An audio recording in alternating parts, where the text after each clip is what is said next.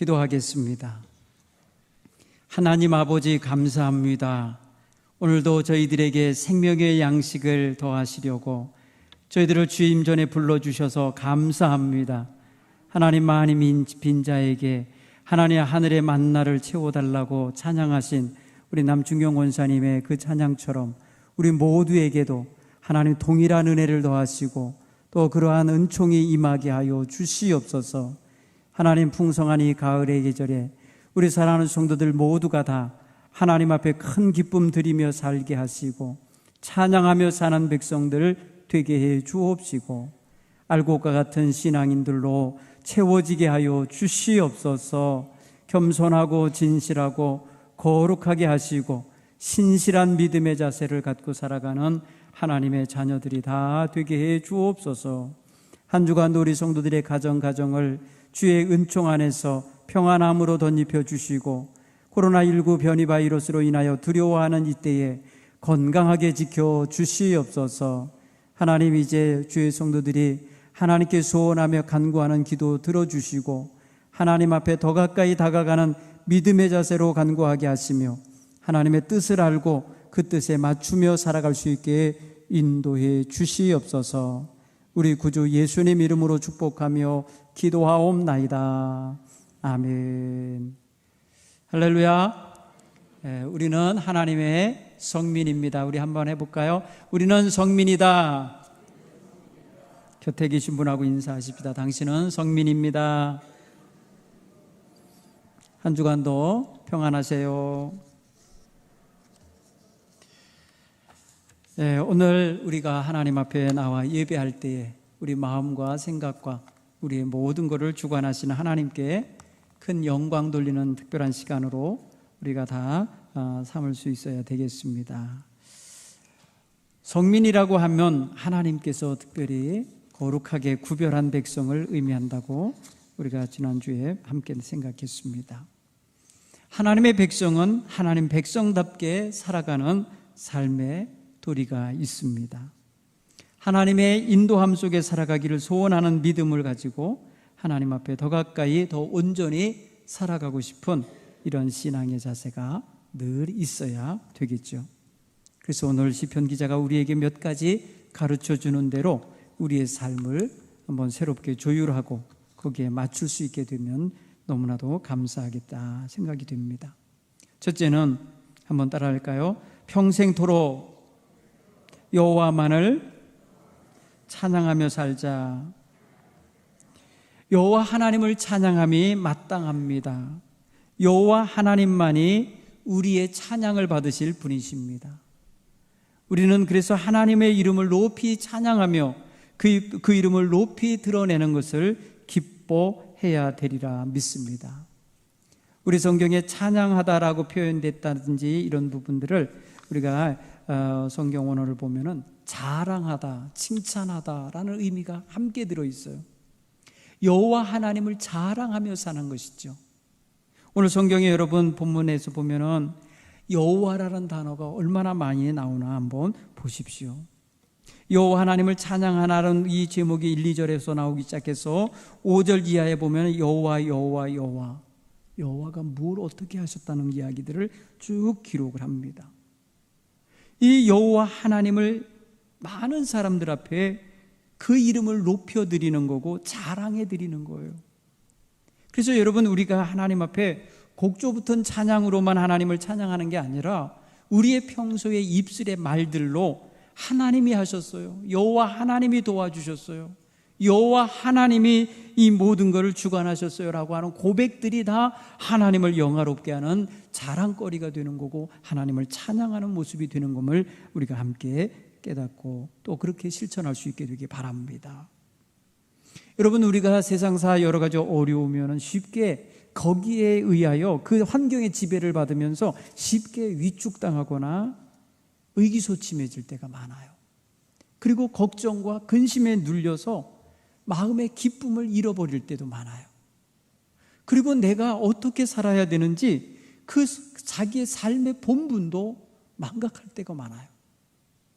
사랑하는 성도 여러분, 우리는 환경이 어떠하든지 세월이 어떠하든지 우리는 하나님의 거룩한 백성으로서 하나님을 찬양하는 삶을 온전히 살아내야 됨을 깨닫기를 바랍니다. 환경이 좋으니까 찬양이 잘 될 것 같고 환경이 나쁘니까 찬양을 못할 것 같다고 하는 이런 단순한 생각을 우리는 벗어내야 돼요. 우리는 범사에 하나님을 찬양할 수 있는 하나님의 백성인 것을 깨달아야 될 줄 믿습니다. 하나님은 우리의 환경 좋을 때만 찬양받으시는 분이 아닙니다. 햇볕 난 날만 하나님을 찬양하는 게 아니라 비 오는 날도 바람 부는 날도 구름 낀 날도 하나님을 찬양하는 것이 우리의 본분입니다. 그러니 우리의 찬양이 어느 날 하루에만 집중되거나 주일날 하나님께 예배하는 날만 하나님의 이름을 부르는 사람이 되는 게 아니라 우리의 일생 동안 하나님을 찬양하고 하나님을 의지하고 하나님께 소망을 두며 살아가는 이런 모습을 지녀야 되겠다는 것입니다. 여러분, 이게 바로 복입니다. 우리가 받은 복이 무엇이냐라고 사람들이 말하면 여러분 구체적으로 말할 수 있어야 돼요. 내가 하나님을 알고 하나님의 자녀가 되었고 하나님을 평생도록 찬양하며 살 수 있는 특권을 받았으니 이것이 복이다라고 말할 수 있어야 돼요. 보통 사람들은 복되다고 하는 표현을 사람들은 무언가를 가져야 얻어야 먹어야 또 더 많은 것이 늘어나야 복이라고 하는 물질적 개념이 너무 많아요. 가시적 개념이 너무 많아요. 그런데 오늘 우리는요, 불가시적으로 보이진 않지만 여러분 우리가 받아 누리는 복이 얼마나 큰지를 알아야 돼요. 오늘 그런 것을 알아야 우리의 범사가 다 찬양거리가 된다라는 것입니다. 살아있다는 그 자체가 하나님을 찬양할 이유가 될 수 있음을 우리가 깨닫게 되는 것입니다. 여러분, 어느 노래 좋아하는 아이, 청년 하나가 자기 몸에 병이 들어서 힘들고 죽어가는 그런 병에 걸려서 치료하고 살아야 되는 그런 입장인데 자기는 노래하는 게 좋대. 왜 이 아픈 몸을 갖고 노래하냐 했더니 자기는 아직 살아있잖아요. 내가 아직 살아있기 때문에 노래한다는 거예요. 그 사람은 살아있는 이유가 노래하기 위함이고 노래할 이유가 살아있기 때문이라는 거예요. 그러니까 굉장히 중요한 말을 한 거예요. 오늘 우리가 살아서 믿음을 갖고 있는 한 우리는 찬양할 수 있어요.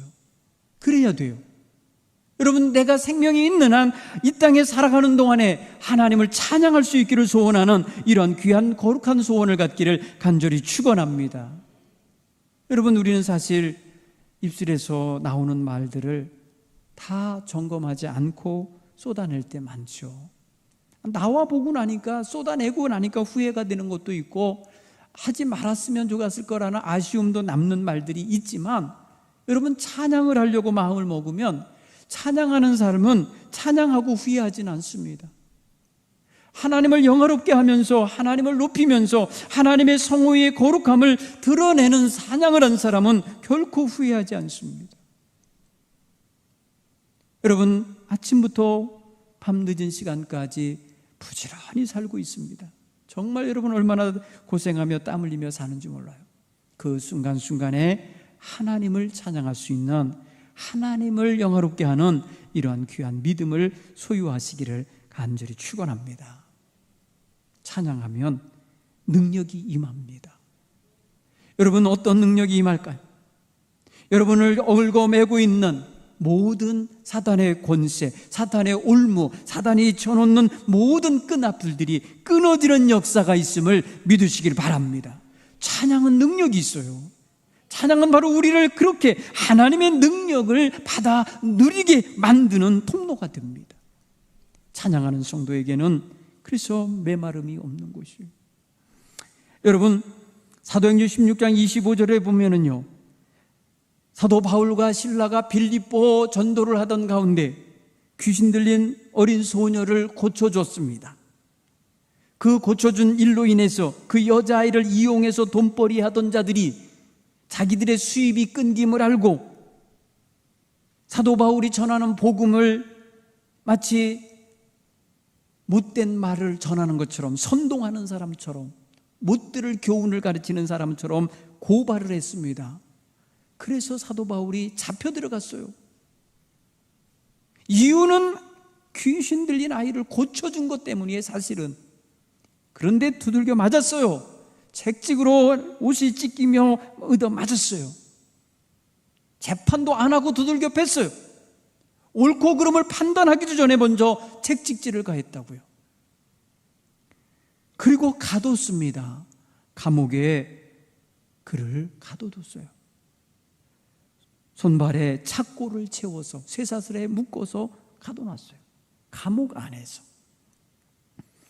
여러분, 사실 그런 상황이면 하나님 앞에 사도 바울은 어떤 마음을 가질까요? 원망하는 마음, 하나님, 내가 복음 전하는데 왜 이러십니까? 하며 하나님 앞에 항의할까요? 원망하며 힘들어한 마음을 표현했을 거예요. 사도 바울은 찬양했습니다. 그런 상황에서 찬양을 했습니다. 하나님을 찬미하며 하나님 앞에 영광 돌릴 때에 땅이 진동하며 흔들리고 손발에 묶인 쇠사슬이 풀리고 감옥문이 열리고 놀라운 일이 벌어졌어요.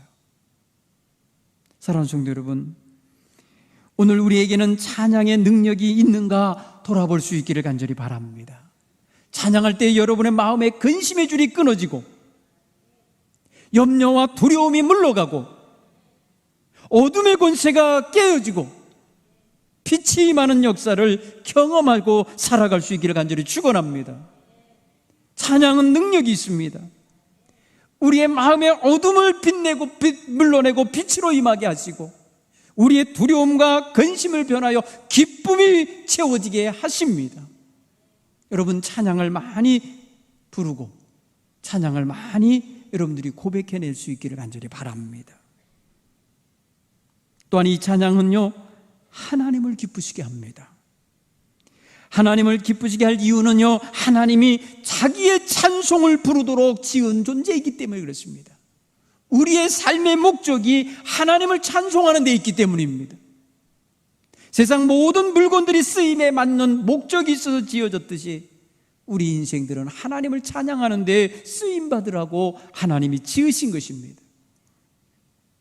하나님께서 자기가 지으신 천지 만물을 주관하시고 다스리시고 관리하는데 돌보는데도 인생들을 사용하시지만 하나님이 궁극적으로 우리를 통하여 얻기 원하시는 건 하나님을 찬송하며 하나님을 기쁘시게 하기를 원하고 계십니다. 그러므로 여러분, 우리가 찬송할 때에 하나님 무척 기뻐하실 거라고 믿고 늘 찬양에 힘쓰기를 간절히 바랍니다. 아까 표현했듯이 찬양은 항상 피아노에 맞춰서 음에 맞춰서 해야만 찬송은 아니에요. 평소의 대화 가운데 사람들에게 여호와 하나님이 누구인지, 어떤 일을 하시고 계신지, 자기의 삶에 들어오시어서 무엇을 어찌하셨는지를 고백해내는 것 또한 찬양이 되는 것입니다. 한번 따라할까? 하나님이 하셨어요. 여러분, 자신의 삶의 내용들을 하나하나 이야기하고 서술할 때 하나님이 하셨어요 라는 고백으로 여러분 연결해 가시기 바랍니다. 하나님이 내게 아들과 딸을 주셨어요. 하나님이 하신 거예요. 하나님이 내게 결혼할 수 있게 해주셨어요. 하나님이 나에게 짝을 주셨어요. 하나님이 내게 기업을 주셨어요.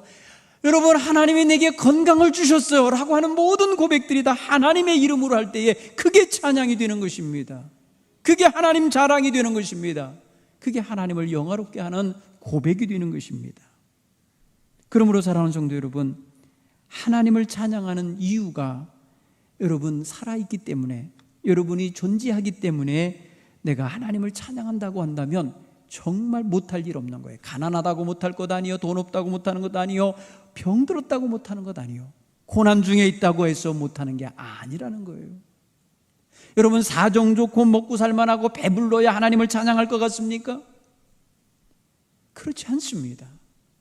찬양은 하나님을 나의 하나님으로 모신 사람, 하나님이 나의 주관자요 창조자요 나의 모든 것의 소유자이심을 고백하는 믿음이 있는 사람이 하는 거예요. 이 세상 많은 사람들이 있다 해서 다 하나님을 찬양하고 사나요? 그렇지 않아요. 하나님을 찬양하는 사람은 믿음의 사람들이 찬양하는 거예요. 저와 여러분이 찬양하며 살아야 되는 거예요. 이 땅에서 이 시대에 살면서 하나님의 찬양 소리가 누구의 입을 통하여 나와야겠습니까? 바로 하나님을 믿고 의지하고 살아가는 믿음의 백성인 우리들을 통하여 나타나야 될 줄 믿습니다. 우리 입에서 원망이 쏟아져 나오고 우리 영에서 불평이 나오고 우리 입에서 세상 사람같이 똑같이 근심과 걱정의 말들만 쏟아지면 그게 어찌 하나님의 영광이 드러나겠습니까? 우리 하나님을 믿는 백성들은 어디에 놓여져도 누구 앞에 있어도 하나님을 영화롭게 하는 존재인 건 변하지 않습니다. 시대가 아무리 어수선하고 아무리 환난이고 힘겨움이 있다 하여도 찬양할 이유가 사라지지 않습니다. 오늘 저와 여러분은 하나님 기쁘시게 찬양하는 성도의 삶을 살아내기를 소원하기를 간절히 바랍니다.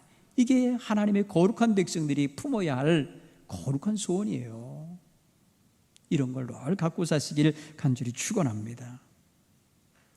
두 번째로 시편 기자는 오늘 우리에게 여호와 하나님을 의지하며 여호와 하나님을 자기의 도움으로 삼고 자기의 소망의 근거로 삼는 자가 될 것을 청하고 있습니다. 그런 사람이 복 있다고 말해줍니다.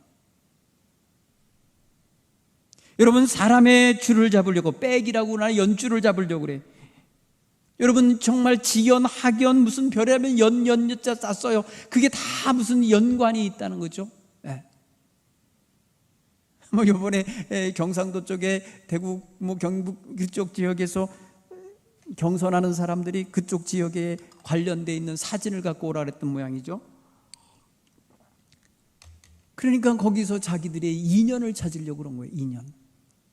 그래서 뭐냐, 나기는 여기가 고향입니다. 나는 여기서 나고 자랐습니다. 아주 이 사람은 굉장히 유리하겠죠. 지연. 어떤 사람은 나 여기 친구들하고 한번 놀러 왔었습니다까지 얘기하더라고요. 캠프 한번 왔었다고, 가족들 데리고 놀러 한번 왔었다고. 그것도 인연으로 엮어요. 여러분, 사람들은요 이렇게 무슨 줄을 연결하고 싶고 어떠한 연관을 만들어서 그 사람들에게로부터 어떠한 표도 얻고 싶어하고 어떠한 말입니다 반대급부로 자기가 원하는 걸 얻고 싶어하는 존재예요. 그만큼 약해요. 그런데 오늘 시편 기자는 말합니다. 너희가 귀인들, 여기 귀인들이라는 건 통치자들을 의미합니다. 권력자들 말하는 거예요. 아주 고상한 신분 위에 있는 사람들을 말하는 거예요. 의지하지 마라. 도울 힘이 없는 인생도 의지하지 마라.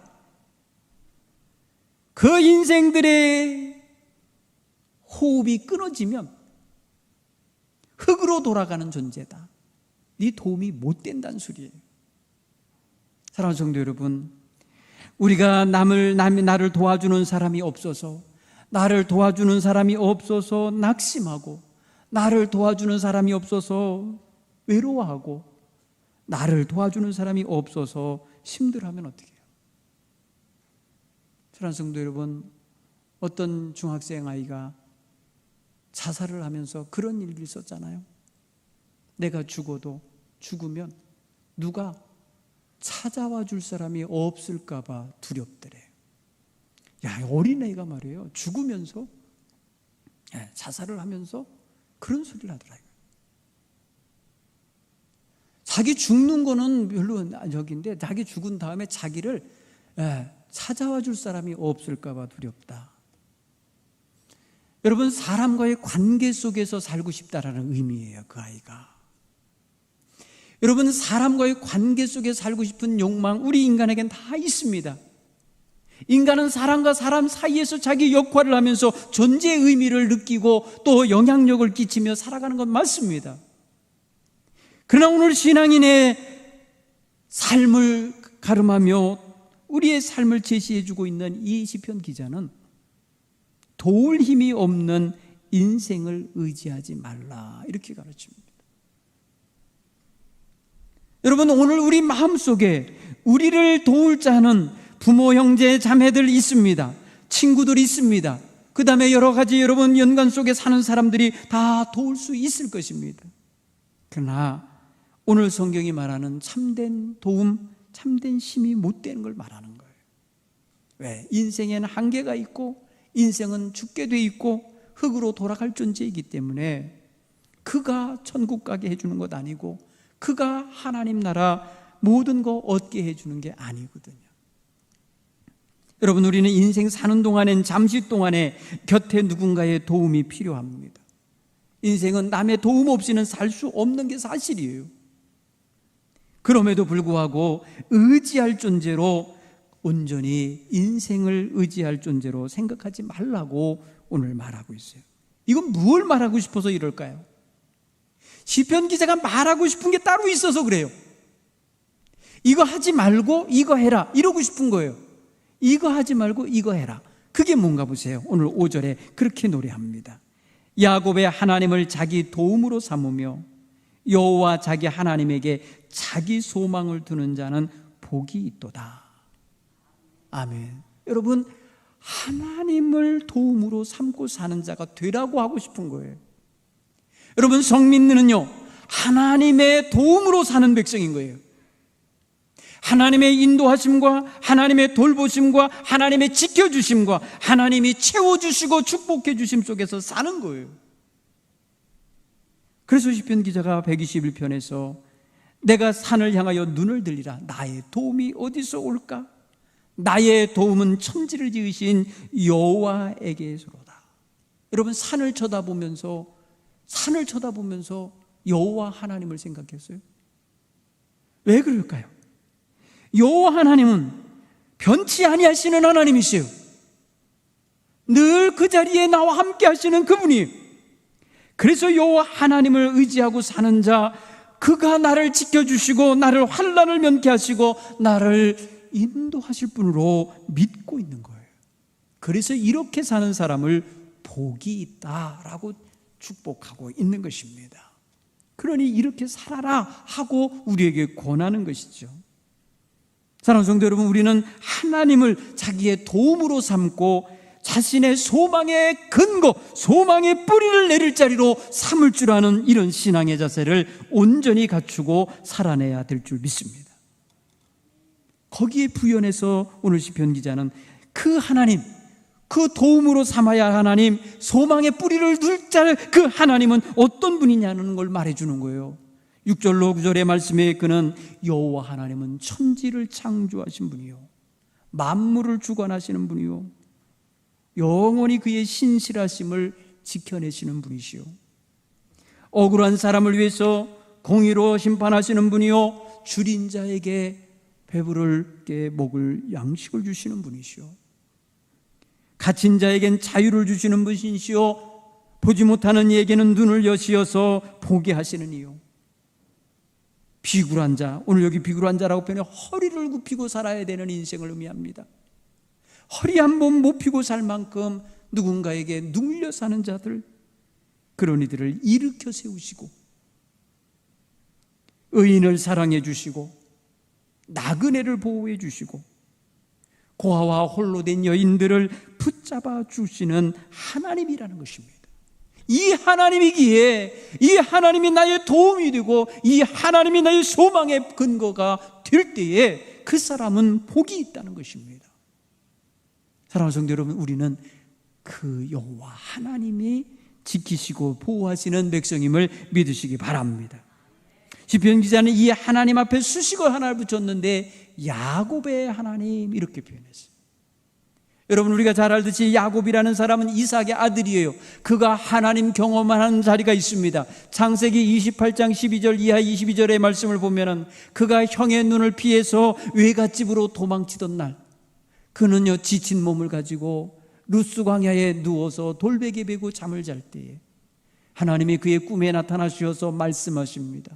나는 네 조부 아브라함의 하나님, 네 아비 이삭의 하나님 여호와다. 내가 너의 하나님이 되겠다는 거예요. 내가 너를 지켜준다. 네가 어디를 가든지 너를 떠나지 않고 내가 너에게 약속한 모든 것을 이룰 때까지 내가 너를 함께 하겠다. 여러분, 그 고백이 그런 하나님의 말씀을 들은 야곱이 그 하나님에 대한 고백을 언제 하는 줄 아세요? 창세기 35장에 보면은 20년 후에 자식들과 아내들과 데리고 오다가 세겜에서 베델로 올라가라고 하시는 하나님의 명령을 듣고 출발하면서 얘기를 합니다. 내가 고난 중에, 내가 환난 중에 있을 때 나를 만나주신 하나님, 그 나의 하나님께 내가 예배하러 간다는 거예요. 그러니 너희들 정결하게 옷 갈아입고 모든 우상 물품들 다 벗어버리고 그렇게 하고 가자고 가족들 전체를 나의 하나님의 제단으로 데리고 갑니다. 여러분 생각해 보세요. 이 하나님에 대한 야곱의 믿음, 하나님이 나를 지켜주셨다라고 고백합니다.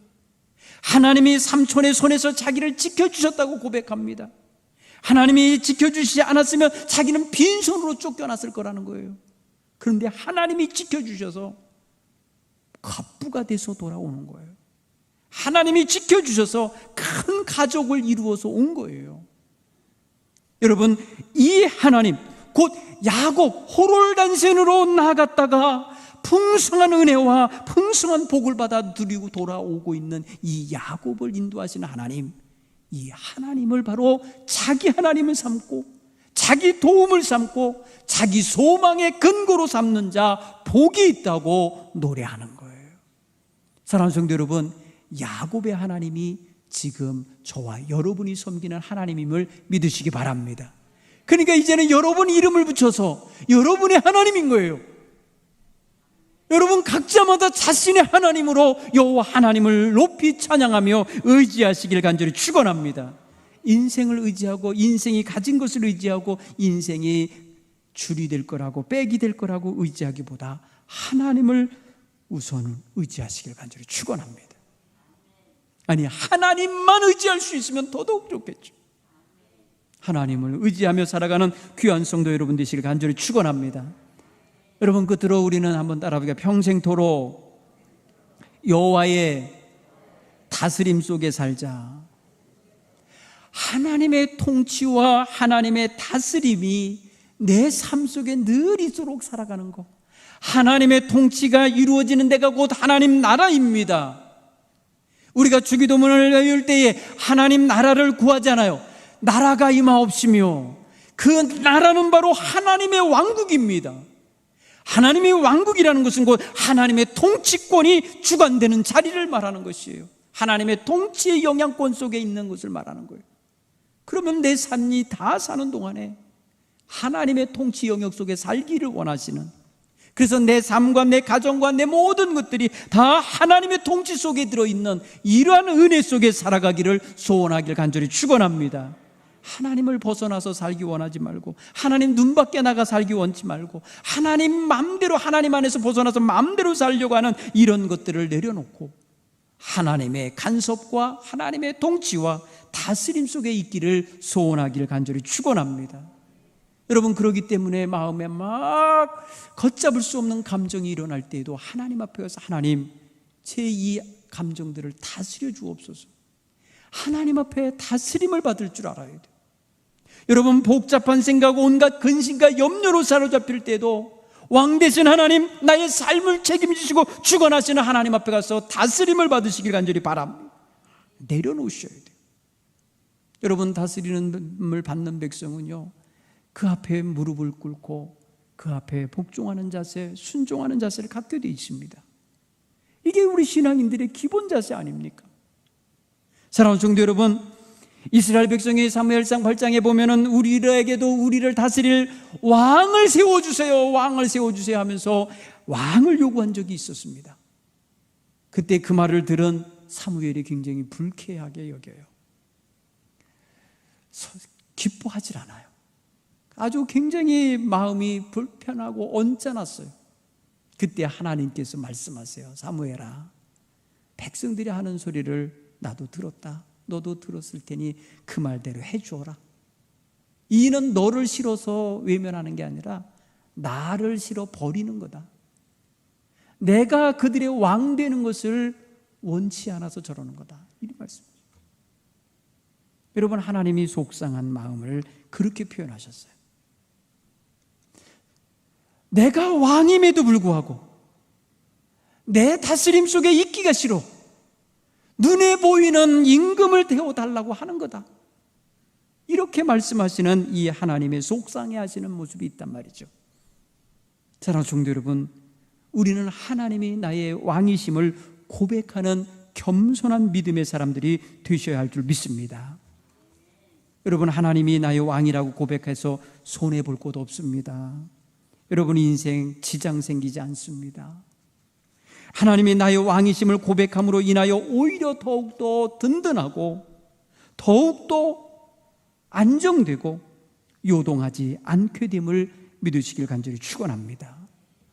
시편 기자는 그래서 95편에 이렇게 노래합니다. 오라 우리가 여호와께 노래하며 우리의 구원의 반석을 향하여 즐거이 외치자. 우리가 감사함으로 그 앞에 나가며 시를 지어 즐거이 그를 노래하자. 그는 크신 하나님이시요 모든 신들보다 크신 왕이시기 때문이로다. 오라 우리가 굽혀 경배하며 우리를 지으신 여호와 앞에 무릎을 꿇자. 그는 우리의 하나님이시다. 그는 우리의 하나님이시다. 그는 우리의 왕이시다.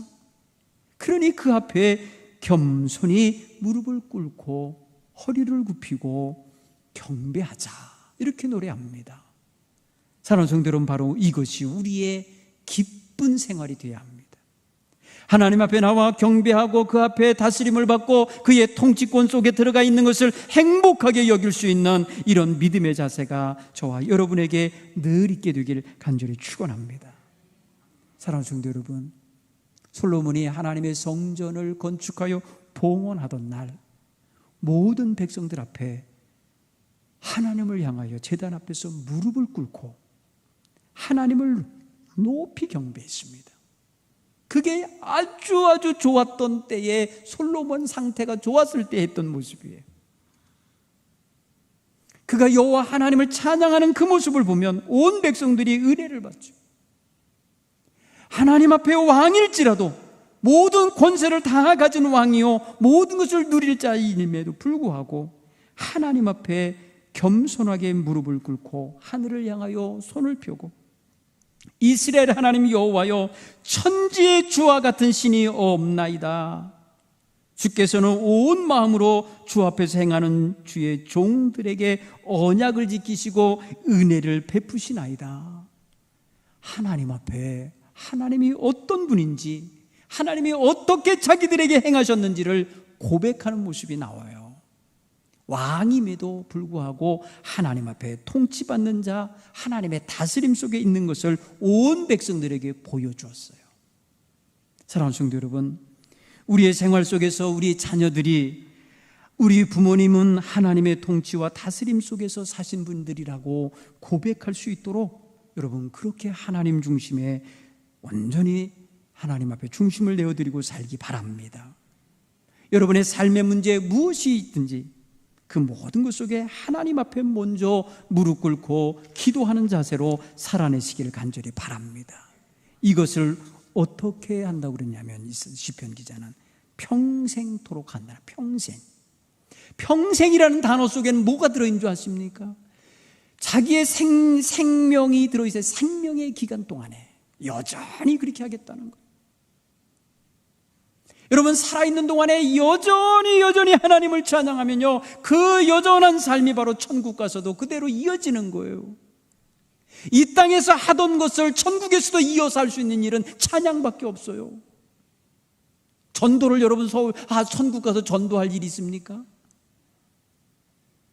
봉사할 일도 별로 없어요. 거기는요 하나님을 찬양하는 일밖에 없어요. 하나님 보좌 좌우편에 앉아있는 천사들과 그를 둘러싸는 신혼 입은 모든 백성들이 하는 게 하나님을 찬양하는 거예요.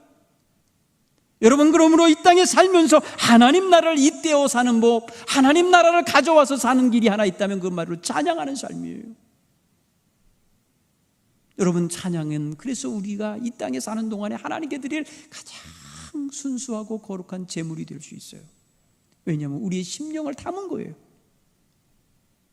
사랑하는 성도 여러분, 저와 여러분이 정말 이 땅에 살아가는 동안에 생명 있는 날 동안에 여러분 그 동안에 하나님을 찬양하는 삶을 잘 사시면 하나님 기뻐하시고요, 하나님께로부터 모든 복을 받아 누릴 수 있는 은혜가 함께 주어질 줄 믿습니다.